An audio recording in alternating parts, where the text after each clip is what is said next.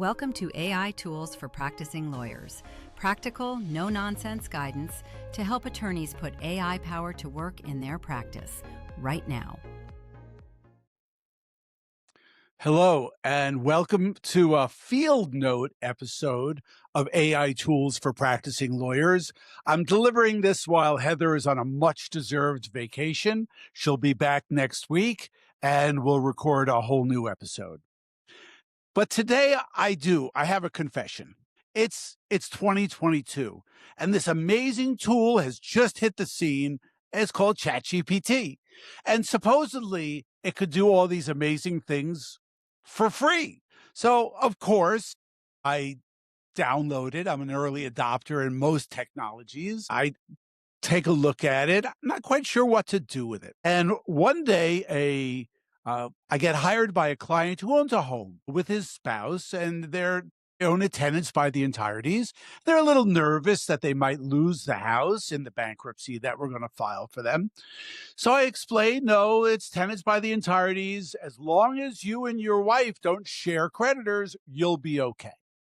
And he asked me to put together a little memo that says that, which is, a reasonable thing for a client to do. But even though it is reasonable, I kind of don't really feel like doing it because it's just one more thing that I have to add to the top of my pile of things I got to do. So I said, wait a second. Supposedly, ChatGPT is good at this kind of thing. So I enter a prompt. I didn't even know what a prompt was in 2022. And I said, write me a memo about tenants by the entireties in Maryland. And seconds later, it spits out this memo. And it is beautifully written. I could not have done a better job. And there are these great citations that support the doctrine. And I look at the case and I think, listen, I know tenants by the entireties cases in Maryland. I've been doing this for 35 years in Maryland. So I thought, okay, you know what? I'll just send it along because this is a low stakes kind of project, just so that the client has a little bit of a comfort level. But I did have that little nagging feeling that I need to really look at these cases. Maybe there are new cases that I haven't seen before. So I look for the cases. I can't find the cases. And I had already sent the client this memo. So I very quickly rewrite the memo just to add the cases that I did know, which I did look up to make sure they were still good law. And I sent it to the client and I said, disregard the prior memo. This is the real memo. And that's the end of it. That's the whole confession. I got lucky. I got lucky because it was such a low stakes matter that I wasn't going to get into any trouble. But wait a second. This amazing tool is making up cases? This is crazy. How's anybody ever going to use this tool? So, I understand why lawyers use ChatGPT to do legal research and write briefs. First of all, the output looks great. It's well written. The cases are nicely interwoven in the text. And really, the output looked just too good to question. So if I didn't know, or at least suspect that those tenants by the entireties cases were wrong, I probably would have just let it go and never thought twice about it. So I think that's one very reasonable reason why lawyers allow hallucinated cases to creep into their work product. But there's a second problem with this whole hallucination, which is that AI doesn't always hallucinate. It only sometimes hallucinates. Especially like if you're using Claude or Gemini, they try to show sources, but they hallucinate too. They all do. But they don't always. And because they don't always, it is possible and maybe even easy to fall into a false sense of security about using these tools. So now let's think about a scenario that probably comes up all the time because, there's hundreds of situations where lawyers have been caught. And by the way, I don't think they're caught every time. right? They may not be caught if a motion's unopposed. That happens all the time with lawyers, or the case settles ahead of time. That might happen. There's plenty of reasons why you wouldn't catch a hallucinated case. So you're writing a brief, it's due at midnight, it's 11:50, and you finish your brief, all right? And now we're going to talk about the magic word that, in my opinion, is not a magic word, and that's verification. All right. So you got a few minutes before midnight, and you've written your brief in ChatGPT or Claude or whichever tool you want to use, and it comes out and it's beautiful. And you say, "Wait a second, I better verify because they're hallucinations." And here it is. By now, it's 11:56, and you run your verification process, however you do it, and you learn that these are hallucinated cases. What are you going to do? You got minutes to go before your deadline. So what are your options? File anyway and hope no one checks, in which case you're not going to sleep for a few weeks, fearing that you'll be discovered and there'll be sanctions. You pull the citations, maybe file a weaker brief. I'll tell you what I would do at that point. I would write the nastiest, uncleanest motion to extend for 24 hours, file it before the deadline, and then within the next 24 hours, I would go ahead and I would file the brief, and you'll probably be okay. But what a crappy way of dealing with that problem. So you did your verification, but it didn't really help you. It helped you avoid getting sanctions, but it didn't really help your workflow. So in my opinion, verification just isn't enough. Verification is the floor. It's not the ceiling. So then, all right, so courts are coming up with a different solution. They require an attestation, some sort of little blurb that the lawyer is going to sign towards the end of the brief, where the lawyer attests that they verified all the citations and they're good citations. And they do that through like some sort of administrative order. They probably haven't gotten so far as to change the local rules, but they might. But, plenty of lawyers aren't aware of these general administrative orders or even changes to the local rules. So they go ahead and they file their brief with the bad cases.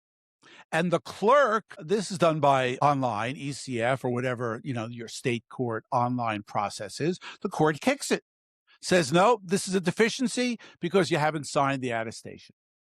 So the lawyer scrambles a little bit, finds a form of attestation, plugs it into the back of the brief and then refiles.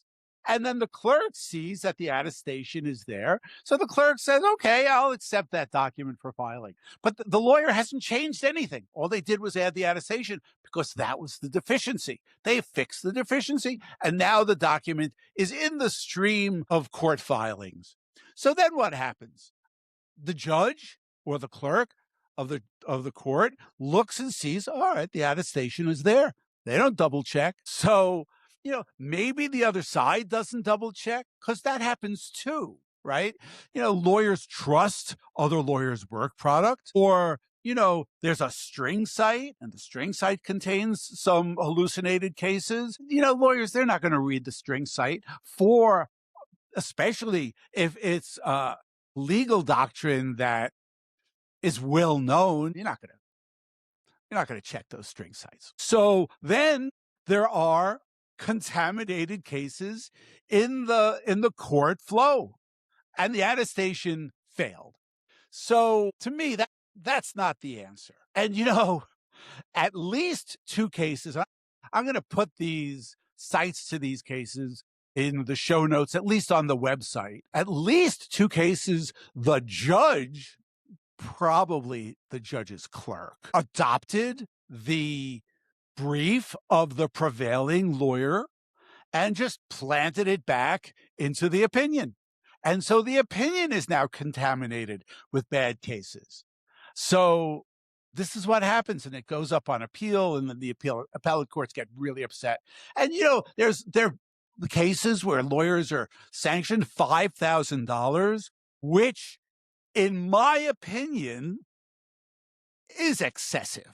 I mean, $1,000 is going to make the point. $5,000 because you're relying upon what's becoming a commonly misused legal tool is made its way into the general public's usage. I think that's excessive, but I don't know all the facts of these cases. And in the Sixth Circuit case, they fined the lawyers $15,000 costs and the attorney's fees of the other party. So that was a severe sanction, and it was referred to bar counsel for disciplinary action. So, then you got another question. And by the way, like I said, I think there are thousands and thousands of these situations, most of which just haven't been caught. So if you're listening to this and you're considering adding AI to your workflow, I think it would be reasonable for you to ask, why the hell am I going to use AI if it's just going to get me into hot water? And there's a reason. And this is where I get into what I call the yes if. And I came up with yes if because, like a petulant child, I hate to be told no. Don't tell me no. I want to do this thing. So I came up with yes if. Yes, you can do this thing if you follow the right protocols. And, I have this green light, yellow light, red light framework that I think helps translate the whole concept of governance for lawyers. I mean, for example, let's say you're going to use AI for client communications, kind of like what I used it for. First drafts, follow-up, status updates. AI is great for that. AI is phenomenal at coming up with a first draft of things. That's green light all the way. Marketing and content. You want to create a newsletter, you want to do blogging, you want to write scripts for your videos. In fact, the AI tools are out there where you don't even have to film your videos. You can do them all on AI. Social media posts, bio updates. You want to do a panel and you need to do a CLE paper. Green light all the way. So, you want to do employee handbooks, vendor agreements, meeting summaries. I just had a call with a good friend of mine who's a Flintstones level lawyer all the way, who was irritated by note takers on Zoom calls. And I said, why? He says, I just don't like him. I said, why? And as it turned out, I converted him. And now he's accepting, and actually, I think will turn out to be enthusiastic about using note takers on Zoom calls. Yeah, and as long as you're being transparent, as long as everybody knows that the call is being recorded, as long as everybody knows that the note taker is there and scribbling everything down and summarizing it and pushing out, action items, it's a phenomenal tool. Really, every lawyer should be using AI for note taking. Green light, summarizing and organizing. You want to take a deposition, stick the deposition in there. Document review, exhibit organization, green light all the way. Now, but there's other stuff, like, for example, discovery preparation, draft interrogatories, requests for admissions, write out your deposition questions. It's great for that. But, you want to double check that. You don't want to just go into your deposition cold where the only preparation you've done is ask AI to come up with 30 depo questions. Brief drafting structure. You want to write a brief and say, give me a first draft. Yellow light all the way, because you want to make sure that draft says what you want it to say. But, 9 times out of 10, you're going to be very happy with that outcome.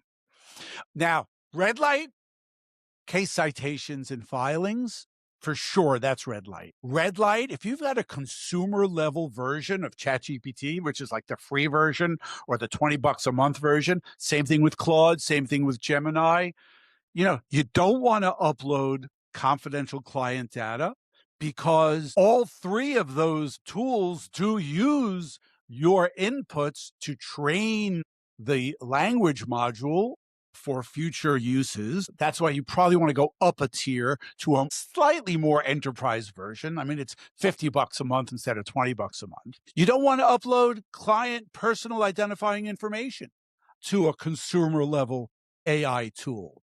You don't want to put social security numbers, bank statements with account numbers, and the like. And you got to be careful because the truth is, ChatGPT does a very nice job redacting that kind of information. So you want to make sure that if you're uploading the raw data, you're uploading it to a secure platform. So, yes, if there's great things, your practice will improve if you use AI in a careful way and you do your green light, yellow light, red light analysis. So, I think that part of the reason why lawyers might use a consumer level AI tool is because it's very inexpensive, especially compared to Westlaw or Lexis or Bloomberg. Fastcase is free for most bar association members, but its user interface does leave something to be desired. So it's possible that a lawyer might think, you know what, I can just save some money using AI instead of one of these expensive tools. So that's a mistake. And I'm going to talk about what is, in my opinion, a bright line rule for using this tool to do drafting. And that is use the established tool first. Do your research in Westlaw or in Lexis or in Bloomberg or in Fastcase. Get your cases, verify them ahead of time, the old-fashioned way, right?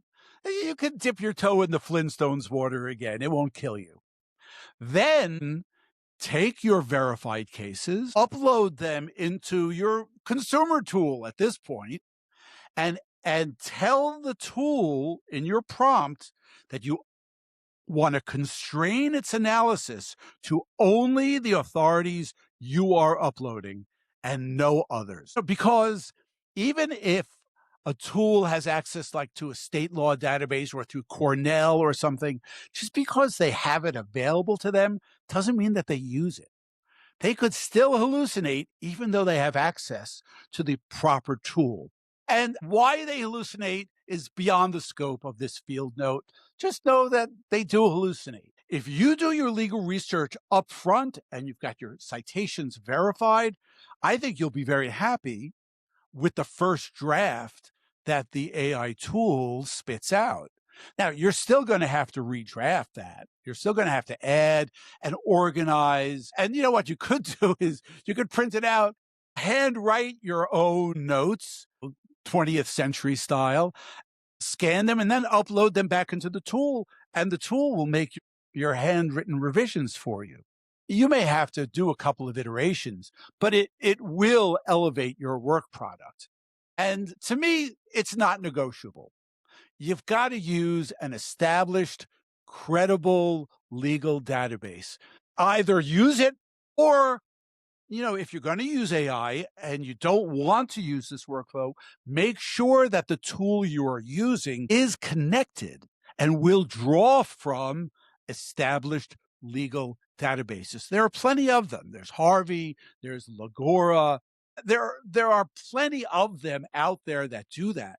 But be advised that if you are going to do that, you still need to check because AI will hallucinate, even if it has an established legal database available. But at least you know that you're working off an established legal database, and it will be much easier to verify the cases afterwards. So this is my field note about my experience as a lawyer with hallucinated cases. All right, now let's switch gears and let's talk about the practice signal segment of this field note, which is how lawyers in the wild are experiencing pain points in their practice and how AI might be able to help them. This is a Facebook group message by an attorney in the bankruptcy group that I spend some time on. And this attorney says, I am looking at getting back into FCRA work. Anyone else doing this? I would love to toss some ideas around. I'll repeat my mantra, which is go ahead, post these on lawyer groups and get information from lawyers. There's no downside to doing that. Absolutely go ahead and do that. But this is a great practice signal for using AI. This lawyer is considering re-entering Fair Credit Reporting Act work and is looking for ideas and peer input. So the question is, what does this practice look like now? This is a huge AI angle that's hiding in plain sight. First of all, FCRA, if done right, I mean, doing the one-off case here and there is probably not going to make you a whole bunch of money and advance your practice.